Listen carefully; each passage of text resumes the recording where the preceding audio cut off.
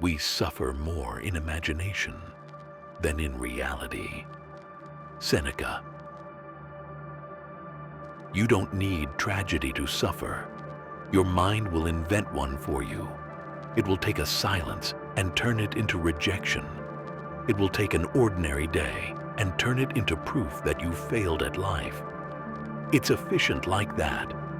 A factory of pain running 24 hours a day without a single event to justify its work.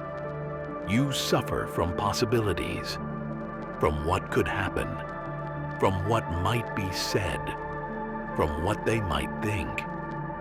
Reality barely touches you. It's the thought of it that ruins you. Your mind rehearses every humiliation before it ever occurs. It builds scenes, assigns roles, directs chaos. It is both the victim and the playwright. You call it being prepared. You call it awareness. It's neither. It's fear dressed as intelligence. You suffer twice, once in thought, once in life, and sometimes you never even make it to life. The imagination doesn't need proof. It only needs attention. And you give it everything: your sleep, your appetite, your peace. The body obeys. It shakes. It sweats. It believes. Because the body doesn't know the difference between thought and reality. Only you do. And you keep forgetting. There's a point when the movie doesn't stop. You're half in it, half watching. You wake already exhausted, as if you lived through 20 arguments overnight. You try to rest, but rest feels dangerous. Silence leaves too much room for stories. So you fill it with news, with noise, with every distraction that proves you still exist. But what you really fear is the space where the story dies, where imagination runs out of script. That's the place where you'd have to face the truth. Nothing's happening. You're safe. And that somehow feels unbearable. The mind isn't cruel. It's terrified. It needs movement. It needs something to fix, someone to blame, a problem to chew. It would rather imagine pain than sit in peace.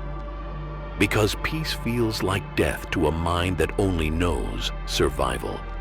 Try to look at it, not to stop it, just to see.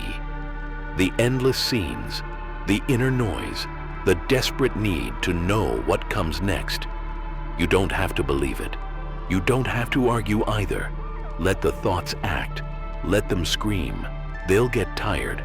They always do. What remains when the voice fades isn't emptiness. It's presence. It's the quiet texture of what is actually here. A window, a heartbeat, a breath that doesn't need a reason. That's reality, unimpressed by imagination. It doesn't beg to be understood. It doesn't perform. It just exists. And it's enough.